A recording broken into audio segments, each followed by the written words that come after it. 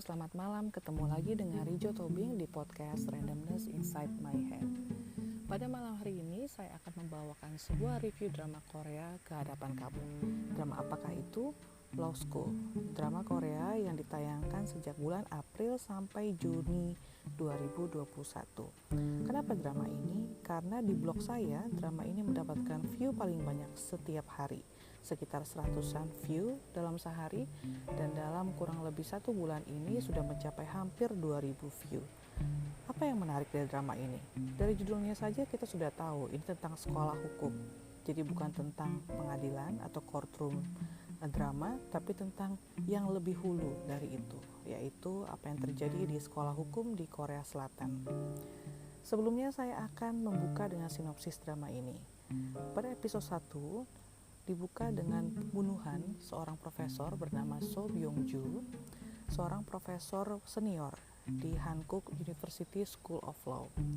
Nah, yang menjadi tersangka dari kasus pembunuhan itu ada beberapa orang saksi, tetapi polisi dan kejaksaan mengarahkan tersangka pada satu orang, yaitu Profesor Yang atau yang dijuluki sebagai Yang Krates. Review lengkapnya bisa kamu baca di blog saya rijotobing.wordpress.com. Tapi kali ini saya akan memberikan review endingnya, review keseluruhan dari drama ini.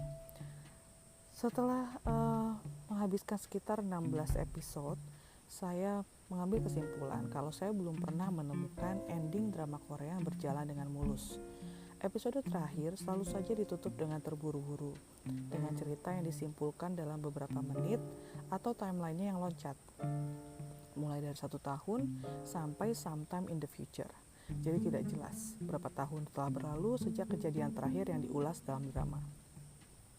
Pokoknya penonton dipaksa harus menerima bahwa dalam rentang waktu tertentu, semua masalah bisa diselesaikan, semua karakter sedang berjalan menuju penutup yang membahagiakan. Mulai dari drama hits semacam Crash Landing on You pada tahun 2019 sampai 2020, Descendants of the Sun tahun 2016, sampai Startup tahun 2020 lalu, endingnya pakai model begitu. Satu-satunya drakor yang saya ingat menyelesaikan semua konflik pada masa kini, dan penonton diajak untuk mendoakan kebahagiaan pasangan leadnya di masa depan hanyalah Weightlifting Fairy Kim Bok-ju, drama yang dibuat pada tahun 2016. Masa sih cuma satu drama? Iya, entah saya belum menonton cukup banyak drama atau ending model lompatan waktu adalah yang dirasa paling aman oleh seluruh pelaku industri drama Korea. Nah, drama Korea Law School ini sangat mengecewakan dari sisi ending. Seusai menonton episode 16, saya cuma membatin, udah, gitu doang. Dan saya belum pernah merasa tertipu oleh premis sebuah drakor seperti Law School menipu saya. Premis itu adalah sebuah kalimat yang menyimpulkan keseluruhan jalan cerita dengan premis penulis atau sutradara itu mencoba menarik perhatian dari pembaca atau audiens yang menonton sebuah tayangan. Premis Law School itu bukan tentang Profesor Yang Jong-hun yang berusaha membuktikan bahwa dia tidak membunuh Profesor So Byung-ju. Tidak sama sekali. Premis utama dari drama ini hanya berpusat pada satu karakter, Assemblyman Ko Hyung-soo, yang diperankan oleh Jung Won-jung, aktor senior berusia 60 tahun yang sudah berkiprah di dunia entertainment Korea Selatan lebih dari 20 tahun lama-lamanya. Setelah drama berakhir dan saya berpikir-pikir, barulah saya merasa kecewa. Kang Dan, saudara kembar Kang Sol-ae, kabur ke Amerika Serikat karena menghindari siapa? Ko Hyung-soo. Siapa yang menyuruh So Byung-ju untuk meninggalkan korban tabrak lari yang dia lakukan? Ko Hyung-soo. Siapa yang menghibahkan tanah kepada So Byung-ju untuk menutup mulut tentang tabrak lari itu? Ko Hyung-soo. Siapa yang perlahan tapi pasti mengubah So Byung-ju yang tadinya seorang jaksa yang jujur menjadi seorang profesor hukum yang korup, manipulatif, dan akhirnya mencandu narkoba untuk menekan rasa bersalahnya? Ko Hyung-soo. Siapakah ayah dari pacar Yesel, teman Kang Sol-ae yang sangat abusif? Ko Hyung-soo. Siapa yang memerintahkan pembunuhan atas So Byung-ju, Yang Krates, Lee Man-ho, dan James, anak dari Lee Man-ho? Ko Hyung-soo. Siapa yang memerintahkan rekayasa komentar di internet untuk menjatuhkan lawan politiknya, termasuk Jun Hee yang diperankan oleh Kim Bum dan The Gang? Ko Hyung-soo. Sudah ada 7 pertanyaan, dan jawaban dari semuanya adalah Ko Hyung-soo. Dia adalah orang jahatnya, otaknya, dan semua kejadian di dalam drama sebenarnya berpusat pada dirinya dan usaha untuk menjobloskannya ke dalam penjara.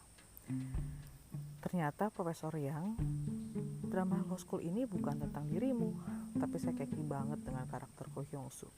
Jadi saya lebih memilih memang untuk membahas karakter Profesor Yang. Keunggulan dari drama ini hanya satu guys, akting yang tak bercela. Mulai dari Kim Bum yang terakhir kali saya lihat sebagai keset kaki, maksud saya sahabat karakter yang diperankan oleh Lee Min Ho dalam Boys Over Flowers, pemeran Kang Sol-bi yang selalu tampil cadas seperti di dalam drama Where the Stars Land 2018 bersama Lee Jae-hoon, sampai pemeran Seo Ji-ho yang tampil beda banget dengan waktu di drama Bring It On Ghost 2016 bersama Taecyeon. Semua aktor tampil pas tak bercelah. Jangan ragukan juga kualitas Ajuma sejuta drama. Lee Jong-eun yang memerankan Profesor Kim Eun-suk. Aura keibuannya tidak meniadakan kompetensi yang terpancar dari seorang mantan hakim yang kemudian menjadi dosen di School of Law Hankook University. Pada episode pertama, waktu dia muncul bersama dengan karakter Profesor So Byung-ju, saya sempat siwer, ini drama Law School atau Light in Your Eyes punya Han Ji-min dan Nam Jo-hyuk ya? Karena mereka berdua, yaitu Lee Jong-eun dan pemeran dari So Byung-ju, tampil sebagai pasangan suami istri di dalam drama Light in Your Eyes. Ya memang di drama Korea aktor-aktrisnya berputar di situ-situ aja sih. Yang mengejutkan dari drama ini adalah penampilan aktor Kim Yong-min sebagai yang kates dengan suara dalam dan beratnya, sikap songongnya, dan kepintarannya yang sangat jauh di atas rata-rata. Saya tekun mengikuti Law School bukan karena Kim Bum Yorobun, tapi karena Kim Yong-min seperti yang ada di berbagai meme ada di media sosial. I started watching for Kim Bum, but I fell for Kim Yong-min. Ya ampun, Kim Yong-min. Apakah Yorobun punya rekomendasi dramanya yang lain? Karena dia adalah my new favorite ajusi. Para aktor yang memerankan anggota kelompok belajar memang berakting dengan cemerlang. Pastilah tidak mudah menghafalkan skrip berisi 1001 kitab dan pasal, tapi mereka berhasil melakukannya. Pembawaan dan interaksi antara mereka sudah seperti mahasiswa sekolah hukum beneran, termasuk pengacara konyol Park Geun-tae yang mewakili Yang Krates. Nah, apakah sebagai episode ke-16 semua konflik terselesaikan dan semua pertanyaan terjawab? Antara ya dan tidak sih. Ya, terselesaikan dan terjawab, tapi caranya tidak asik dan banyak kekurangan di sana-sini. Ini adalah daftarnya. Yang pertama, Kang Dan yang sudah pindah ke Amerika Serikat berganti nama menjadi Erika Shin benar-benar datang dan membantu Profesor Yang untuk menangkap Ko Hyung-soo. Katanya Erika Shin kena usus buntu dan tidak bisa terbang ke Korea Selatan, sehingga Kang Sol-e menyamar menjadi Kang Dan untuk mengelabui Assemblyman Ko. Yang perlu dipertanyakan di sini adalah timeline-nya. Memangnya operasi usus buntu tidak memerlukan pemulihan? Tapi Erika Shin kelihatan baik-baik saja, padahal sudah menempuh penerbangan yang pasti menguras tenaga. Ini aneh. Selain itu, hubungan antar saudara kembar ini tidak ditunjukkan mendingin, padahal awalnya dikisahkan Kang Dan kabur dari rumah dan keluarganya sangat mencemaskannya. Percakapan antara mereka berdua pun gak ada kikuk-kikuknya acan. Sungguh gak bisa dipercaya. Yang kedua, tentang keberadaan romans. Apa itu romans di drakor ini? Nol besar sampai akhir. Walaupun Junhwi dan Kang Sol-e dekat, tapi tidak ada tanda-tanda jadian. Mereka akrab, tapi terlalu berasa seperti teman. Saya sampai setengah berharap Kang Sol-bi juga menyukai Junhwi supaya ada cerita cinta segitiga. Just to spice up things a little bit. Junhwi sampai akhir juga tidak mengakui Kang Sol mana yang dia sebenarnya pedulikan. A atau B? Yang ketiga, keluarga Kang Sol-bi menjalani terapi. Yang ini tidak masuk akal banget menurut saya. Kamu yang udah nonton maknya Kang Sol-bi segila dan seobsesif apa sama perkuliahan anaknya, sama cita-cita biar anaknya bisa menjadi hakim menggantikan suaminya Kang Juman yang selalu gagal, pasti gak percaya kalau maknya ini mau ikut terapi keluarga, bersedia mengerjakan studi kasus, bersedia diobservasi dan dikritik oleh psikiater. Hilang dong sense of controlnya. Dan apalah arti hidup emak dari Kang Sol-bi kalau bukan untuk mengendalikan orang lain alias anaknya sendiri. Bagian terapi keluarga ini menurut saya sih impossible. Yang keempat, Almarhum Profesor So Byung-ju pada akhirnya digambarkan sebagai orang baik yang salah jalan. Nah, ini I totally disagree. Orang menjadi baik dan jahat karena jalan yang mereka pilih. Omong kosong lah pamannya Junho ini orang baik kalau dia sudah melakukan begitu banyak kejahatan dan kesalahan dan tidak berusaha mengoreksinya. Pohon terong toh tidak mungkin menghasilkan buah anggur. Orang yang hatinya jahat tidak mungkin menghasilkan perbuatan baik. Begitu mudahnya Junho dan Sol E sukses menjadi jaksa dan pengacara dalam hitungan beberapa tahun ke depan adalah poin kelima yang menurut saya aneh juga. Ya, begitulah kalau pakai metode lompat waktu untuk mengakhiri drama. Penonton dipaksa menelan bulat-bulat kesimpulan yang dibuat oleh penulis naskah tanpa sedikit pun terlibat dalam waktu yang tanda petik hilang sebelum kata-kata the end itu muncul. Ini cara mudah yang tidak kreatif.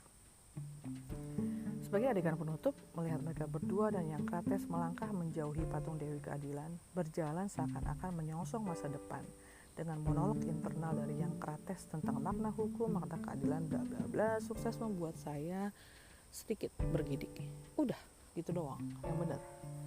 Rasanya ingin teriak begitu ke depan layar TV.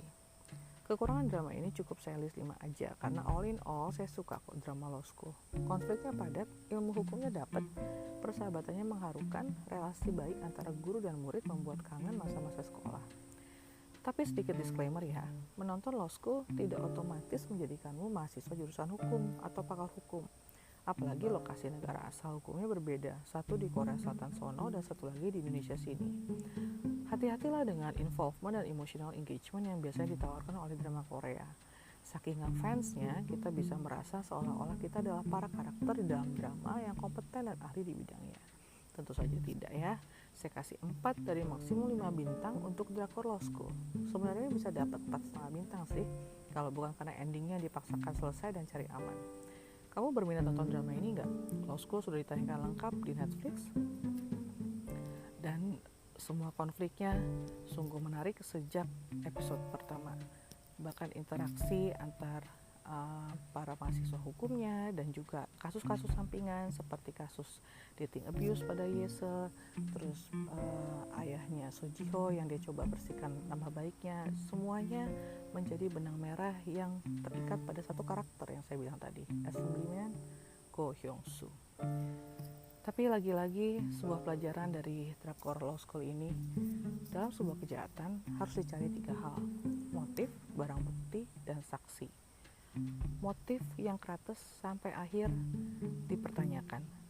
Polisi dan kejaksaan punya teori sendiri, tapi Yang Krates tidak mengakui. Kalau untuk barang bukti, ada barang bukti yang hilang, yang diada-adakan karena polisi dan kejaksaan ingin segera menutup kasus itu. Dan bagaimana dengan saksi? Saksinya juga banyak yang tidak kredibel.